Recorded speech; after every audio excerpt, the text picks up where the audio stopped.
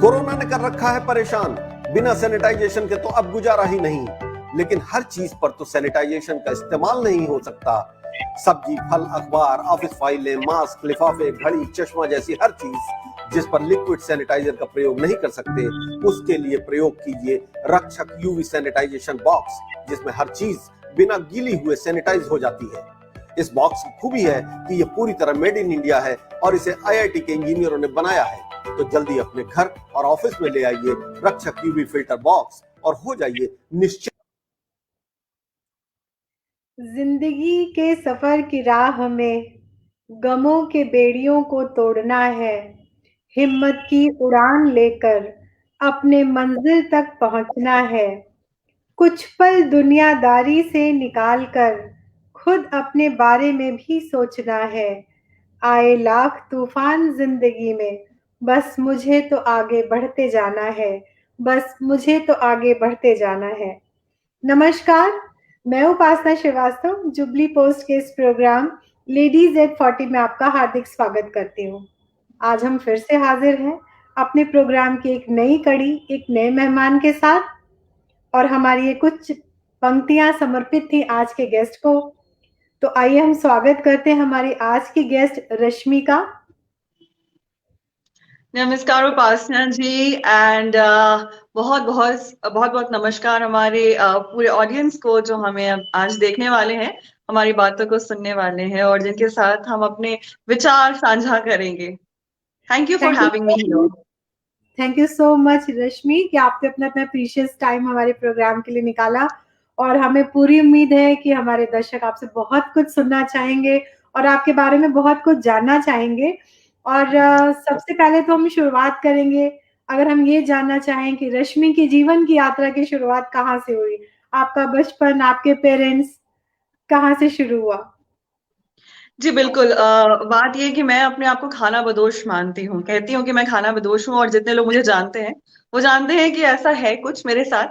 क्योंकि बहुत सारे लोग ऐसे होते हैं जिनकी किस्मत बहुत अच्छी होती है कि वो एक ही जगह पैदा हुए, पले बढ़े, वहीं के वाशिंदे हैं और वहीं के लोग हैं। लेकिन हम जैसे कुछ लोग होते हैं जिनके लाइफ में शायद बहुत सारे एक्सपीरियंसेस लिखे होते हैं और हम बाद में इतने घुल जाते हैं उसी जिंदगी में, उसी ढर्रे में, कि वो लाइफस्टाइल हमें बहुत पसंद आती है। तो मेरे साथ भी कुछ ऐसा ही था कि खाना बदोश जैसी जिंदगी रही है, कभी किसी शहर में, कभी किसी शहर में।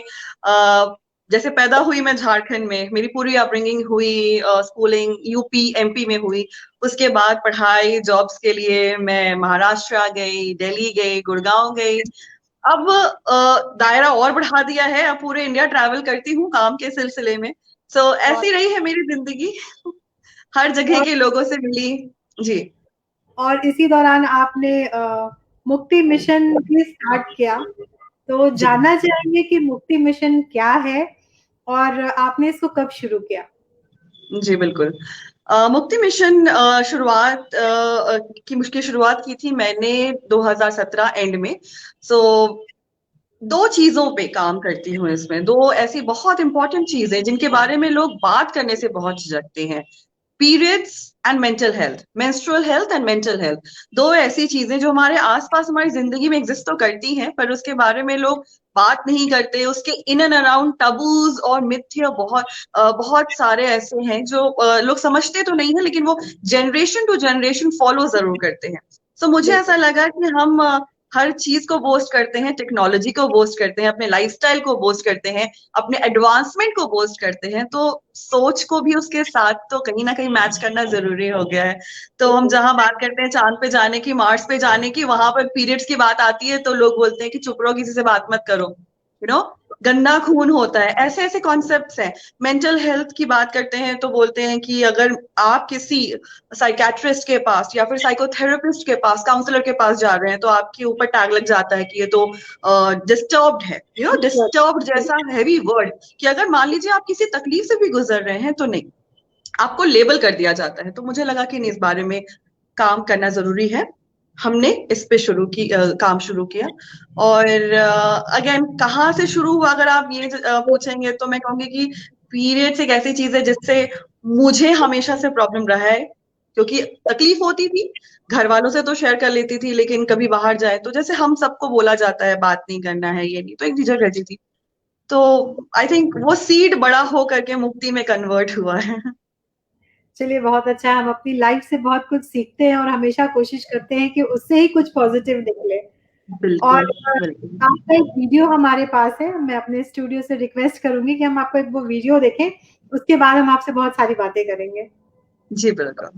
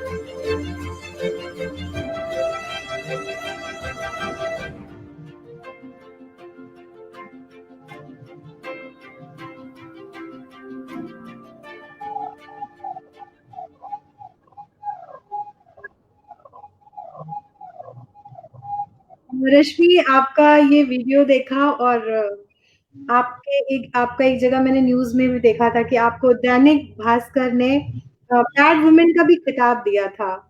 तो ये जर्नी कैसी रही आपकी? कैसे यहाँ तक आप पहुंचे? क्या प्रयास रहा आपका? उपासना जी, जब आप किसी ऐसे टॉपिक पे लोगों से बात करने जाते हैं जिनके बारे में हमेशा बचपन से जब भी आपने उसके बारे में जाना है तो गाइडलाइंस के साथ ही पता चला है आपको, तो चैलेंजेस तो बहुत ज्यादा थे, चैलेंजेस बहुत सारे थे, लेकिन धुन थी कि करना है और कोशिश करना है। पहले ऐसा नहीं कि करना ही है, कोशिश करना बहुत जरूरी होता है, और उसके साथ अपने फेलियर्स के साथ अपने एक्सपीरियंस से लर्न करना और उसके साथ उसको अपने स्ट्रैटेजीज को इम्प्रोवाइज करना बहुत जरूरी होता है। तो हमने शुरुआत करी एक छोटे कस्बे से। बहुत इंटरेस्टिंग सा था, मुझे समझ नहीं आ रहा था मैं जाऊं तो कहाँ जाऊं, किससे बातें करूं। तो हमारी हाउस हेल्प जो आती हैं हमारे रिलेटिव के यहाँ, मैं वहां पे थी, हजारीबाग बाग में नानी घर है वहां पे। तो वहां पे गए, उससे पूछा कि आपके गांव में आके कुछ बातें करनी है इस बारे में। तो she went and she organise everything कि हाँ ठीक है, वो लोगों को बुला, ऑर्गेनाइज एज इन क्या, सबको जाके बुला लेना है, जाके 10-15 औरतें हों। हम गए वहां पे, हमारे पास कुछ पैड्स थे, हमने बातें करी, कुछ फ्रूट्स लेके गए, बातें हुई इतनी अच्छी कि जब वहां से वापस आए, it was a successful event, लोगों ने पार्टिसिपेट किया, बातें हुई, सब कुछ। वो पूछे दीदी आप वापस कब आएंगी, और जब वो सुना ना मैंने, तब वो अभी भी मुझे गूज़बम्प्स आ रहे हैं मैं जब बता रही हूँ, कि उस दिन लगा कि हाँ शायद दिस विल वर्क। और एक वो दिन था, आज से 3 साल पहले, 3 साल अब हो जाएगा, और एक आज का दिन है कि इंटरनेशनल तक बातें पहुंच गई हैं। तो बहुत कठिन रहा था इनिशियली, लेकिन लोग बहुत अच्छे मिले, दोस्तों का सपोर्ट, फैमिली का सपोर्ट, मीडिया का सपोर्ट, जैसे हम अभी ये सेशन कर रहे हैं उस तरीके से, जिस तरीके से लोगों तक बातें पहुंचेगी, मीडिया का बहुत बहुत ज्यादा सपोर्ट रहा है। और इस तरीके से छोटे छोटे छोटे छोटे पैकेट्स में मेरी बातें लोगों तक पहुंची, लोगों ने सराहना की, और उसका इम्पैक्ट और बढ़ता गया। सो ऐसा हुआ। तो आप ये सब चीजें आप लोगों को बताती हैं, तो आपने इसमें स्कूल को भी अपना टारगेट बना, आप जी स्कूल में भी बिल्कुल। बिल्कुल। गांव से शुरू किया, डोर टू डोर जाकर लोगों को बुला करके अलग अलग गांव में, लेकिन वहां थोड़ा डिफिकल्ट होता था, सच कहूंगी तो, क्योंकि सबका स्केड्यूल अलग होता है, कोई काम करने जा रहा है, कोई खेत में जा रहा है, तो सबको बुलाना थोड़ा मुश्किल होता था। तो हम एक बार वापस आ रहे थे और एक गवर्नमेंट स्कूल में ऐसे ही पूछा कि हमें ऐसे से सेशन करवाना है, आप हो सकता है क्या? तो वहां की मैम बड़ी अच्छी, तो बोली हाँ हाँ ले लीजिए, आधा घंटा, आपको जो बातें करना है। And it went so successful, क्योंकि एक साथ हमें 200-300 बच्चियां मिल गई और हमने बातें करी, तो उसका इम्पैक्ट भी मल्टीपल हुआ। उसका हमने जो वहां पर परफॉर्म किया वो भी काफी उसका फ्लो बहुत अच्छा था। तो हमने कहा नहीं, अब हम स्कूल्स में भी जाएंगे, और फिर स्कूल से फिर कॉलेजेस, अलग अलग कम्युनिटीज, ऑनलाइन सेशंस, ऑनलाइन, इस तरीके से चीजें बढ़ती गई। बिल्कुल, बिल्कुल। और आपको कर्मवीर चक्र का भी अवार्ड मिला और प्राइड ऑफ झारखंड भी आपको कहा गया। इतना कुछ अच्छी उपाधियों से आपको नवाजा गया। और ये जानना चाहेंगे कि आपने टेडेक्स यूथ में भी काफी अच्छा आपका रहा, उसके बारे में आपका कैसा एक्सपीरियंस था, वो भी आपसे जानना चाहेंगे। जी बिल्कुल। सो पास्टर जी, यही बात है कि अवार्ड्स, रिकग्निशन बहुत मायने रखते हैं, बहुत ज्यादा मायने रखते हैं, क्योंकि जब आपकी बात, आपका इंटेंशन, और आपका विजन जब लोग देखते हैं और उसकी सराहना करते हैं, तो उस वक्त लगता है कि जो एफर्ट्स हम, छोटे छोटे एफर्ट्स जो ले रहे हैं, जो हमारे स्ट्रगल हैं, उस दिन लगता है कि हाँ, यथार्थ हो गए आज। तो जितने भी अवार्ड्स हैं, जितने भी रिकग्निशन है, मैं तहे दिल से शुक्रगुजार हूँ ऊपर वाले का, और उन सारे लोगों का जिन्होंने मेरे काम को, मेरे थॉट्स को सराहना दी।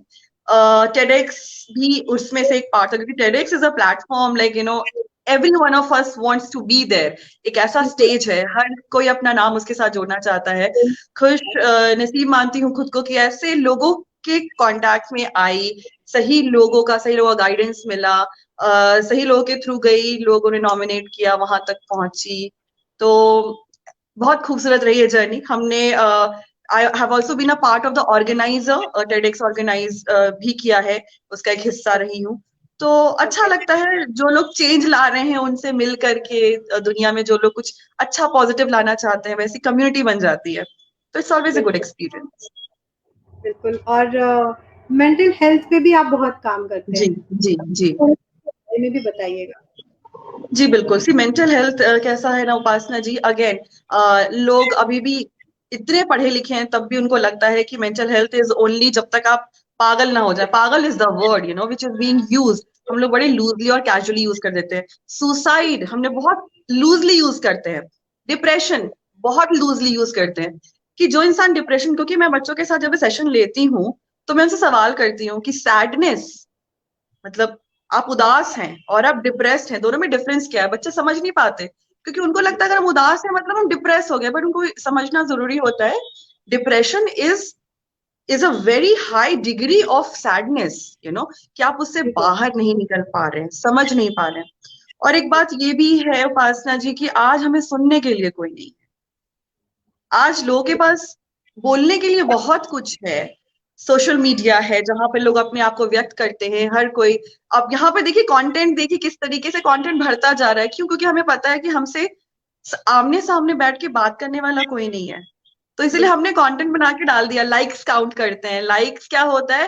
वैलिडेशन होता है, इंस्टेंट ग्रेटिफिकेशन होता है कि हाँ, हमें देख लिया लोगों ने, हमें सुन लिया, हमें पसंद कर लिया। तो ये सब चीजें जब तक है तब तक तो ठीक है। अब मान लीजिए लाइक नहीं आया तो लोग सैड हो जाते हैं। अब वो सैडनेस, डिप्रेशन, रिलेशनशिप इश्यूज हैं, जॉब प्रोफाइल है। तो वही अवेयर करना बहुत जरूरी है कि अगर आपको कभी ऐसा लग रहा है कि आप किसी सैडनेस से बाहर नहीं निकल पा रहे हैं, तो ढूंढिए उस इंसान को, उस प्रोफेशनल को, जिससे आप बात कर सके, अपने जिससे दिल आप की सब बात कुछ। कर। बिल्कुल, बिल्कुल। जी और जानना चाहेंगे कि जैसे आपका भी कोई प्रोफाइल देखेगा तो जनरली जो इम्प्रेशन होता है वो महिला मुक्ति मोर्चा जैसा है। तो ये जानना चाहेंगे कि सिर्फ गर्ल्स और वुमेन्स के लिए काम करते हैं या मेंस के लिए भी आप काम करते हैं? उनको भी किस तरह का सपोर्ट आप लोग देते हैं? देखिए, बात ये है कि हाँ, आपने सही कहा, क्योंकि औरतों के टॉपिक के ऊपर काम हो रहा है। खुद एक औरत हूँ और मानती हूँ कि काफी स्ट्रांग हूँ, एक वॉइस है मेरी, तो लोगों को लगता है कि हाँ, she is a feminist of a strict feminist, and वो सिर्फ औरतों के लिए काम करती है, बट नहीं। मेरा एक बहुत क्लियर थॉट प्रोसेस है कि सोसाइटी हर तरीके के लोगों से बनी है, हर वर्ग के लोगों से बनी है।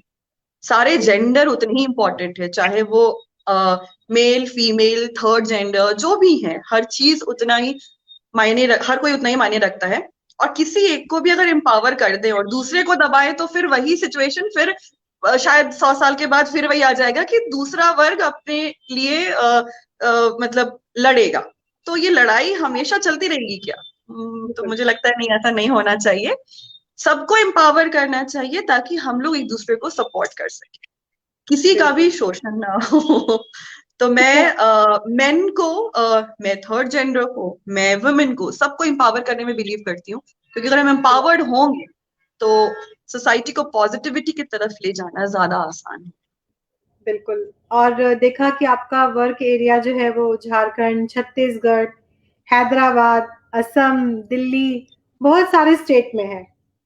तो इन तक आप अपना काम कैसे पहुंचा पाती हैं? आपने कोई ऐसा टीम बनाया हुआ है? सो टीम एज सच, मेरा कोई स्टैटिक टीम नहीं है, अकेले ही काम कर रही हूँ इन सारी चीजों पे, क्योंकि एक तो बहुत सेंसिटिव है और मेरे लिए भी शुरुआती था। और अगेन आप एनजीओ की बात समझ सकते हैं कि मेरा ज्यादा वो रहता है कि अगर आप किसी को रख रहे हैं तो उसको पहले प्रॉपरली ट्रेन करें। सो मैंने सोचा कि ठीक है, पहले खुद इस पे एक्सपेरिमेंट कर लेती हूँ, खुद देख लेती हूँ कि अगर मेरे से कोई गलती ना हो जाए, है ना, ताकि मैं सामने वालों को और एम्पावर कर सकूं। तो जहां जाती हूँ, क्योंकि अपने लाइफ कोचिंग के सेशंस के लिए अलग अलग जगह इन्विटेशंस मिलती हैं, कॉलेजेस में, कॉर्पोरेट में, तो मेरा एम रहता है मैं जहां भी जाऊं वहां के लोकल अथॉरिटीज, लोकल कनेक्ट से मिल करके अपने सेशंस ऑर्गेनाइज कराऊं। अभी पैंडेमिक के टाइम तो ये चीज नहीं हो पा रहा, तो ऑनलाइन ही मैं कोशिश कर रही हूँ। इनफैक्ट अभी रिसेंटली ही हमने एक सेशन किया था आरके पुरम केवी से, केंद्रीय विद्यालय आरके पुरम, तो दिल्ली में है, मैं यहाँ रांची में हूँ, लेकिन फिर भी वहां पर 100 से ज्यादा लड़कियों ने ज्वाइन किया और बहुत खूबसूरत सेशन हुआ था। तो अच्छा। है बस बातें पहुंचानी है लोगों तक, उनको एजुकेट करना है, जो भी बिल्कुल। जरिया। और एक वीडियो भी मैंने देखा था, टेक अ स्टैंड, जो मुझे यस। सच में बहुत अच्छा लगा, और मुझे लगा कि जब आप हमारे प्रोग्राम में आएंगे तो हम जी आपसे उस बारे में जरूर बात करेंगे। तो प्लीज आप बिल्कुल। हमें उसके बारे में भी बताइए। टेक अ स्टैंड वाला जो वीडियो आपने देखा था, वो मैंने अभी जो 25 नवंबर को elimination of violence against women day के दिन रिलीज किया था। लेकिन it was not entirely about women, क्योंकि वायलेंस जो है वो किसी भी तरीके का हो सकता है। It's not only physical, it's not only mental, it can be either, right. और किसी के भी प्रति हो सकता है। हम देखेंगे आजकल के टाइम पे बहुत सारे ऐसे केसेस आ रहे हैं जो बुजुर्गों के प्रति हो रहा है, बच्चों के प्रति तो हमेशा से होता आ रहा था, औरतों के प्रति हो रहा था, मर्दों के लिए जो हो रहा है वो भी आजकल काफी सामने आ रहा है, because they are taking a stand. So मेरा मैसेज यही था कि प्रॉब्लम्स होंगी, और हमारे आसपास बहुत सारे ऐसे ऑर्गेनाइजेशंस हैं जो हमें सपोर्ट करने के लिए हैं, बिल्कुल। लेकिन आपको जब तब तक कोई हेल्प नहीं कर सकता जब तक आप अपने आप को हेल्प नहीं करना चाहें। एक बिल्कुल। कहावत भी है इंग्लिश में कि God help those who help themselves, right. So जब तक आप अपना स्टैंड नहीं लेंगे, जिस दिन आपको लग जाए कि नहीं अब बस, जिस दिन आपने वो डिसाइड कर लिया, उस दिन आपको दिख जाएगा कि हर कोई आपके लिए, हर कोई नहीं भी तो बहुत सारे लोग हैं जो आपकी हेल्प कर सकते हैं। बट बाहर निकलिए उस चीज से, खुद को टॉर्चर करके हम हीरो हीरोइन नहीं बनते हैं। बिल्कुल। वो हम राइट एग्जाम्पल नहीं सेट कर रहे हैं, ना अपने फ्यूचर के लिए, ना अपने परिवार के फ्यूचर के लिए, ना अपने बच्चों के लिए, ना अपने सोसाइटी के लिए। सो हर इंसान को इज्जत चाहिए, प्यार चाहिए, केयर चाहिए, बिल्कुल। दीजिए, और वही चीज एक्सपेक्ट भी कीजिए। तो सिंपल है। तो टेक अ स्टैंड, यस। बिल्कुल। और रश्मि, जानना चाहेंगे आपसे, आप इतने दिनों से ये सारे काम इतने अच्छे से काम कर रहे हैं, कोई ऐसा वाकया आपके सामने कभी ऐसा आया जो आपको लगा हो कि आपने बहुत अच्छा काम स्टार्ट किया है, लाइफ चेंजिंग कुछ ऐसा रहा हो, औरों के लिए या आपके लिए? उपासना जी, ऐसी बहुत सारी कहानियां हैं, बहुत सारे लोगों को मैंने देखा है कि उनकी जिंदगियां बदली हैं, चाहे वो हम वॉयलेंस की बात करें या फिर बहुत बार होता है कि जब आप किसी फीमेल या ऑर्गेनाइजेशन को देखते हैं कि वो सपोर्ट कर रहे हैं, तो लोग उन तक आते हैं, बातें करते हैं। मैं काउंसिल भी करती हूँ, थेरेपीज भी देती हूँ, तो कहानियां बहुत सारी मिलती हैं। तो अभी रिसेंटली एक बहुत खूबसूरत वाकया हुआ। एक मेरे पार्टिसिपेंट थी बहुत 3 साल पहले शायद, एंड वो काफी अच्छा कर रही थी अपने प्रोफेशन में, मतलब ऐसा कि जो शायद मैं भी लुक अप टू करूं या फिर और जैसे बहुत सारे बच्चे। लेकिन मेरा सेशन हुआ उनके साथ और कुछ सालों के बाद वो वापस आई और उन्होंने बोला कि रश्मि, आपसे इंस्पिरेशन लेकर के मैंने अपना पूरा स्ट्रीम ही चेंज कर लिया, क्योंकि आपने मुझे कॉम्प्लीमेंट दिया था जो मेरे दिमाग में कहीं अटक गया, और उससे मोटिवेशन लेकर के, या फिर वो एक चेंज, लाइफ चेंजिंग मोमेंट था, और उन्होंने पूरा का पूरा अपना प्रोफेशन चेंज कर लिया, and she took that risk. सबसे बड़ी बात है, तो I really respect her for that, क्योंकि अपना प्रोफेशन चेंज करना और अपने अपने डिजायर्स को या फिर अपने सपनों को एक उड़ान देना बहुत बड़ी बात होती है। तो ये एक हैप्पी हैप्पी मेमोरी है जो कि बहुत रिसेंटली पता चला मुझे। और तो बहुत बहुत सारी ऐसी चीजें हैं जो मैंने देखा है। एक दो बार सेशंस में गई थी, गांव की बच्चियां थी, उनके साथ सेशन लिया, तो वो पेपर बैग्स बनाते थे, उनको सिखाया गया था as a part of vocational ये। और जब वो सेशन के बाद, जब अगले सेशन में जब मैं गई वहां पे, तो वो आए, उन्होंने बड़े प्यार से बताया कि मैम, आपसे सब कुछ सीख के, चाहे वो कम्युनिकेशन है, कॉन्फिडेंस है, ये मैं आज वो खुद भी कर रही हूँ, और मैं अपने गांव की औरतों को भी सिखा रही हूँ कैसे वो पेपर बैग्स बनाने हैं और कैसे उनको बेचना है। तो उपासना जी, वो शायद अब मिड लाइफ में रहे नहीं रहे, मिले नहीं, लेकिन ये जो छोटी सी बात उन्होंने कह दी कि आपसे वो कॉन्फिडेंस मिला, आपसे मैंने वो स्किल्स सीखे, और मैं अब खुद भी नहीं, मैं और औरतों को सिखा रही हूँ। तो आप सोचिए मल्टीप्लिकेशन कितना बड़ा होता जाएगा ओवर द इयर्स उस इम्पैक्ट का। बिल्कुल। तो बस इसीलिए शुक्रगुजार हूँ मैं। बहुत सारे वाक्य होंगे, बहुत सारे आपको अनुभव लाइफ में मिलते रहेंगे, पर ये सब कुछ ऐसी चीजें होती हैं जो आपके मन में कहीं ना कहीं बैठ जाती है, और शायद यही आपको इंस्पायर करती है कि आप और बिल्कुल कुछ अच्छा करें और बिल्कुल सब ये कुछ बिल्कुल। सीखें। मैं देख रही थी कि आप बहुत सारी एक्टिविटीज में आप रहते हो, जैसे ट्रैवलिंग, वो भी मैं आपसे जानना चाहूंगी। मुझे लगता है कि ऑलमोस्ट आप पूरा इंडिया घूम चुके हो। तो वो कैसा एक्सपीरियंस है, वो कैसे आपके इस काम में हेल्प करता है आपको, क्योंकि आप जितना ज्यादा ट्रेवल करते हो, आप उतना लोगों से मिलते हैं, आपको बिल्कुल। समझ आती है, लोगों के बारे में आप समझते हैं, तो वो कैसा आपका एक्सपीरियंस है? आई थिंक इसकी भी बीज बहुत बचपन से मेरे दिमाग में रोप दी गई थी, क्योंकि माय पेरेंट्स आल्सो बहुत शौक था उन लोगों को ट्रैवल करने का। तो बचपन से समर वेकेशंस होता था तो घुमाने जाते थे कहीं ना कहीं। उसके बाद मेरी लाइफ भी ऐसे होने लगी, अलग अलग जगह पढ़ाई लिखाई है वो। और सबसे बड़ी बात, जो सबसे ज्यादा एक्सटेंसिव सोलो ट्रैवलिंग मैंने की है, वो आई थिंक लाइफ कोचिंग के बाद हुई है मेरी ज्यादा, क्योंकि अलग अलग देश के हिस्सों से मुझे इनविटेशंस आए, अकेले जाना पड़ता था, ट्रैवल करती थी। और मेरा ऐसा नहीं है कि मैं गई और काम किया और वापस आ गई। फूडी हूँ बहुत बड़ी, खाने का बहुत शौक है, तो जहां जाती हूँ वहां के लोकल फूड को एक्सप्लोर करना तो बनता है, और बिना किए नहीं आती हूँ। बिल्कुल। फोटोज खींचने का बहुत शौक है, फोटोग्राफी का शौक है, तो अगेन पिक्चर्स क्लिक करती हूँ, मेमोरीज क्रिएट करती हूँ, और लोगों से बात करने का, उनके कल्चर को जानने का। अब उससे होता क्या है कि मेरा जो प्रोफेशन है, बातें और नॉलेज या ज्ञान जो कह लीजिए, वो हम बहुत दे सकते हैं, बहुत बांट सकते हैं, कोई भी कर सकता है वो। लेकिन एक्चुअल में जो इंसान को आज के वक्त चाहिए, वो होता है ह्यूमन कनेक्ट। चाहे दो इंसान कोई भी हो, लेकिन अल्टीमेटली वो दो इंसान है। और इंसानी तौर पे जब आप कनेक्ट कर जाते हो ना, that is where the magic begins. तो बिल्कुल। जितने लोगों से मिली, उतनी बुद्धि खुलती और गई, एनरिचमेंट हुआ। तो मुझे इसलिए ट्रैवलिंग बहुत पसंद है, बहुत ज्यादा। नए नए लोग, उनकी कहानियां, उनकी प्रॉब्लम्स, उनके सक्सेस, उनका कल्चर जानने को मिलता है, तो खुद में बहुत अच्छा फील होता है। बिल्कुल। कुछ लोग बुक्स पढ़ते हैं, मैं लोगों को पढ़ती हूँ। हाँ। बहुत अच्छा। ये पढ़ाई बहुत जरूरी भी है लाइफ के लिए। बहुत और जरूरी है, बहुत जरूरी है। जानना चाहेंगे कि देख रही थी आप कविताएं भी बहुत अच्छी लिखते हैं, तो मैं चाहूंगी कि आप हमारे दर्शकों को छोटी सी कोई अपनी प्यारी सी कविता सुनाएं। जी बिल्कुल।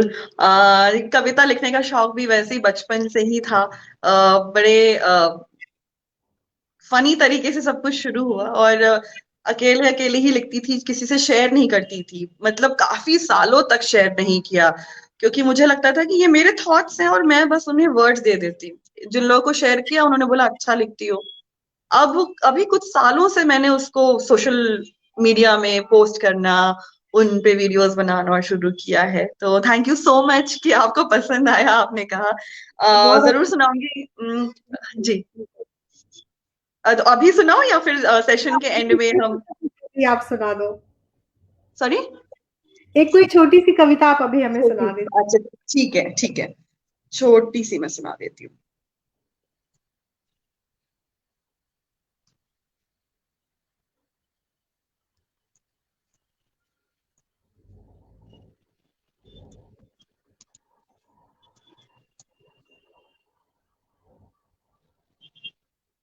अ, एक तो सीरियस वाली है जो मैंने सोचा था कि अगर होगा तो मैं सुनाती हूँ, बट कोई नहीं, चलिए मैं एक छोटी सी सुनाती हूँ आपको। सुनाइए। जी।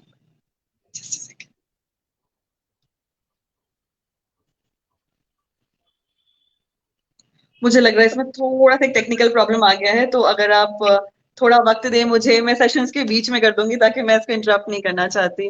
ओके। अगर ये कहें कि जीवन के कुछ ऐसे मंत्र जो आपको प्रेरित करते हैं जिंदगी में आगे बढ़ने को, तो वो क्या होंगे? कुछ ऐसे बहुत सिंपल सिंपल चीजें जो आई थिंक फैमिली से मिला है मुझे ओवर द, और कुछ चीजें मैंने लाइफ लाइफ में सिखाई है मुझे। तो जो लाइफ नहीं सिखाई है वो मुझे ये, मैंने ये सीखा कि खुद से इश्क करो, लव योर सेल्फ, अपने आप को इम्पोर्टेंस दें और रिस्पेक्ट दें। क्योंकि जब तक आप खुद से प्यार नहीं करेंगे, खुद की इज्जत नहीं करेंगे, हम हमेशा दूसरों से सीख करते हैं। आसपास के लोग, रिश्तेदार हैं, प्यार करने वाले हैं, चाहने वाले हैं, काम जिनके साथ हम काम करते हैं।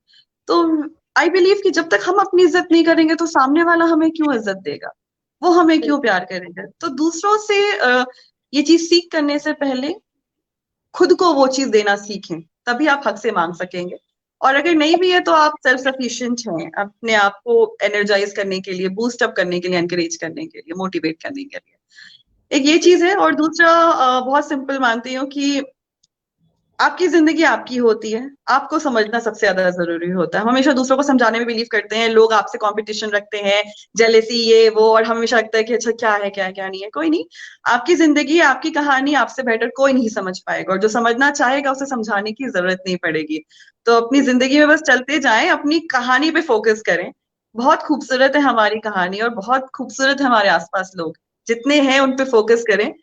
वो मल्टीप्लाई होता जाएगा। और पॉजिटिव पॉजिटिव रहें, नेगेटिविटी बहुत ज्यादा है, अपने आप को पॉजिटिव रखें, दूसरों के लाइफ में दखल अंदाजी ना हो। तो मतलब ऐसा मेरा सोचना है, मुझे लगता है कि जियो और जीने दो, सिंपल। मैं आपकी लाइफ में इंटरफेयर नहीं कर रही, आप मेरे लाइफ में इंटरफेयर मत करो, सिंपल। तो ये सब चीजें ना बहुत इजी कर देती हैं जिंदगी को। बिल्कुल। और आज मैं किसी से शेयर कर रही थी कि आज मेरे प्रोग्राम में एक लाइफ कोच आने वाली है, तो उन्होंने मुझसे पहली चीज यही पूछी कि लाइफ कोच क्या होता है? जी। जी। लाइफ कोच, अब जैसे कि एक ऐसा टर्म है जो अलग अलग लोग अलग अलग अलग तरीके से यूज करते हैं, वो क्या करते हैं, लेकिन यूजुअली है जो लाइफ स्किल्स की कोचिंग दे उसे हम लाइफ कोच कहते हैं। अब लाइफ स्किल्स क्या होते हैं कि जिंदगी किस तरीके से जिया जाता है। ऑल्दो मैं लाइफ कोच हूं, पर मैं बहुत स्ट्रांगली चीजों कहती हूँ, कोई किसी को नहीं सिखा सकता कि उसको जिंदगी कैसे जीनी है। किसी का हक नहीं होता कि कोई किसी को भी बताए कि आपको जिंदगी किस तरीके से जीनी है। लेकिन मैं, Rashmi Saha, as a life coach, मैं आपको लाइफ का डायरेक्शन दे सकती हूँ। अगर आप कंफ्यूज हैं तो मैं आपको हेल्प कर सकती हूँ उस डायरेक्शन को ढूंढने में, उस कंफ्यूजन को हटाने में। मैं एज अ लाइफ कोच आपको टिप्स दे सकती हूँ कि ठीक है, सोल्यूशंस कैसे निकाल सकते हैं, पर सोल्यूशन आपका होना चाहिए, क्योंकि जिंदगी आपकी है। मेरा सोल्यूशन आपके लाइफ में शायद फिट ना हो सब हो भी नहीं सकता। मैं इंसान अलग, मेरी एक्सपीरियंस अलग, मेरा स्ट्रैटेजी अलग। तो ये चीज समझाना। आपकी सिचुएशन अलग। बिल्कुल बिल्कुल। तो और एक चीज बहुत जरूरी है कि आपको अपने लाइफ को एक्सेप्ट करना जरूरी है, आपको समझना जरूरी है कि अपने लाइफ में कैसा क्या करना है, प्रायोरिटीज। तो आपको खुद से मैं कनेक्ट कराती हूँ एज अ लाइफ कोच। मैं ऐसी लाइफ कोच हूँ। ओके, और रश्मि, ज्यादा टाइम तो हमारे पास है नहीं। जी जी। एक चीज और जानना चाहेंगे कि आपका कोई मैसेज हमारे यंग गर्ल्स के लिए, क्योंकि आप यंग हैं, आप बहुत लोगों के साथ काम करती हैं, जो जनरेशन आपसे जुड़ा हुआ है वो भी यंग जनरेशन ही है, तो एक कुछ अच्छा सा मैसेज हमारी यंग जनरेशन के लिए, स्पेशली गर्ल्स के बिल्कुल लिए। बिल्कुल। आई थिंक गर्ल्स और बॉयज दोनों को ही देना चाहूंगी कि अपने आप को एक्सेप्ट करें और सामने वाले की रिस्पेक्ट करें। दो बिल्कुल। चीजें बहुत जरूरी होती है, except your self and respect to the other मैं पर्सन। आपको रोकती हूँ, हमारी एक दर्शक है रंजू माथुर जी, उन्होंने कहा something new got to know. How sweet of you, Ranju. Thank you so much. That's very, very sweet of you to, respond. Thank you.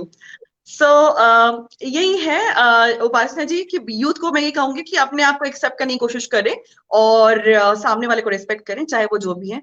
और यंग है, अभी गलतियां करेंगे तो ही सीखेंगे, तो गलतियां करने से घबराएं नहीं, लेकिन याद रखें कि आपकी गलतियों से किसी और को प्रॉब्लम ना हो, चाहे वो आपके पेरेंट्स हो, आपके फ्रेंड्स हो, आपके सर्कल हो, आपका सोसाइटी हो, या कोई अनजान इंसान हो। Take that responsibility. बिल्कुल। आपको पैसे खर्च करने हैं, नई बाइक खरीदनी है और स्पीड चलाना है, आप कर सकते हैं, लेकिन सेफ, बिल्कुल। आपको नया प्रोफेशन ट्राई करना है, बिल्कुल कीजिए। आपको कोई रिबेलियस डिसीजन लेना है, बिल्कुल लीजिए, लेकिन उसकी रिस्पॉन्सिबिलिटी लीजिए। आपके पेरेंट्स को रिस्पॉन्सिबिलिटी मत दीजिए कि आपने पैसा वेस्ट कर दिया या आपने कोई कुछ गड़बड़ कर दी और उसको फिर पेरेंट्स डील कर रहे हैं। नहीं, ऐसा नहीं है।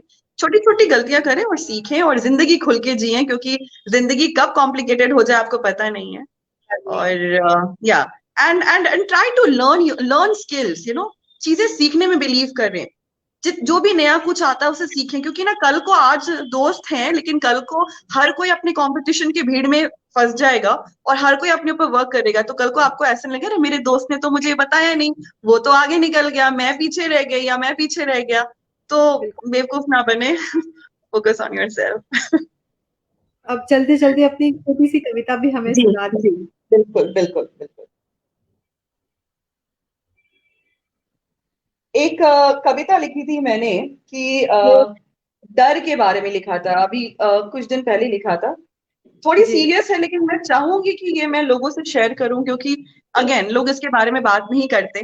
हाँ, बिल्कुल। हम बहुत सेफ सोसाइटी में हैं, हमारे आसपास लोग बहुत अच्छे हैं, लेकिन फिर भी एक औरत का डर जो रहता है वो डर रहता ही रहता है। और उसके बारे में मैंने लिखा है कि मुझे डर लगता है, हाँ मुझे डर लगता है, क्या करूं मैं लड़की हूं, मुझे डर लगता है, इस जहां में आने से, लड़ लड़ कर अपना अस्तित्व बनाने से, हर कदम पे अपनी इज्जत बचाने से, और टूट गई, हार गई तो बस एक मुद्दा बन जाने से मुझे डर लगता है।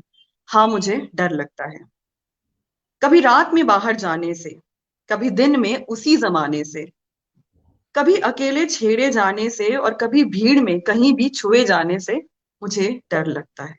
हाँ मुझे डर लगता है, कभी गलती से ब्रा का स्ट्रैप ना दिख जाए, कभी किसी सरफिरे को मुझसे एक तरफा इश्क ना हो जाए, कभी कैरेक्टरलेस कहे जाने से और कभी अनचाहे धमकी और तमाशे से मुझे डर लगता है। मैं क्या करूं, मैं लड़की हूं, मुझे डर लगता है। मेरी खुश मिजाजी मेरे लिए मुसीबत ना बन जाए, मेरी काबिलियत मेरे रिश्तों के आड़े ना आ जाए, किसी के साथ ज्यादा मुस्कुराने से, अपने बूते पे तरक्की पाने से मुझे डर लगता है। मैं क्या करूं, मैं लड़की हूं, मुझे डर लगता है। कभी खुल के झूमने से किसी का ईगो हर्ट ना हो जाए, कभी अपनी मन मर्जियों से ये दुनिया रूठ ना जाए, कभी आवारा कहलाने से, अपनी शर्तों के लिए जीने से सजा पाने से मुझे डर लगता है। हाँ मुझे डर लगता है, मैं क्या करूं, मैं लड़की हूं, मुझे डर लगता है। कभी सब्जी में नमक ज्यादा ना हो जाए और रोटी टेढ़ी ना हो जाए, कभी सब कुछ सहते हुए भी मुंह से आह ना निकल जाए, आजकल की लड़की है वाले बार बार के ताने से, देवी कहकर जिंदा लाश बनाने वाले जमाने से मुझे डर लगता है। हाँ मुझे डर लगता है, मैं क्या करूं, मैं लड़की हूं, मुझे डर लगता है। जब तक हूं मैं तो किसी को मेरी कद्र नहीं, सबकी नजरें घूरती हैं मुझको, पर किसी को मेरी फिक्र नहीं, इस चुपचाप तमाशा देखती बस 2 दिन हाय तौबा मचाती, फिर इसी का हिस्सा बनते समाज से मुझे डर लगता है। हाँ मुझे डर लगता है। आधी रात को किसी को ऑनलाइन ना दिख जाऊं, भद्दे मीम्स, रिवेंज पोर्नोग्राफी या घटिया कमेंट्स का शिकार ना हो जाऊं। इस पल पल जज करती, मिस जज करती, लड़की की गलतियां ढूंढती, अपनी ही जिंदगी को अपने हिसाब से जीने में मुझे डर लगता है। मैं क्या करूं, मैं लड़की हूं, मुझे डर लगता है। बहुत ही बहुत ही रियलिस्टिक बोल सकते हैं आप इसको, इससे कोई भी कनेक्ट कर सकता है, जी क्योंकि बिल्कुल। सारी चीजें किसी न किसी के साथ गुजरी हुई होती बिल्कुल है। बिल्कुल। रश्मि, आपका बहुत बहुत धन्यवाद कि आपने अपना टाइम निकाला हमारे प्रोग्राम के लिए और आप हमारे साथ कनेक्ट हुई और हमको आपने इतनी अच्छी अच्छी बातें बताई और हमें पूरी उम्मीद है कि हमारे दर्शकों ने भी इसको बहुत पसंद किया होगा। हमारे प्रोग्राम में आने के लिए thank you so much. Thank you so much Upasana ji, मुझे ढूंढने के लिए, मुझसे कनेक्ट करने के लिए और मुझे यहाँ इनवाइट करने के लिए। और मैं आशा करती हूँ कि हमने जो बातें करी हैं वो लोगों तक पहुंचे। अगर वो मुझ तक पहुंचना चाहते हैं तो मुझे फेसबुक पे, इंस्टा पे, हर जगह, लिंक्डइन पे ढूंढ सकते हैं, रश्मि साहा के नाम से, RASHMISAHA। और मुक्ति मिशन मेरा एनजीओ है, MUKTY मुक्ति मिशन। तो कोई अगर कनेक्ट करना चाहते हैं, मेरे साथ जुड़ना चाहते हैं तो बहुत अच्छा लगेगा। और हमारी आवाज को लोगों तक पहुंचाने के लिए जुबली पोस्ट का thank you so much. Upasana जी बहुत बहुत धन्यवाद आपका। Thank you. ओके।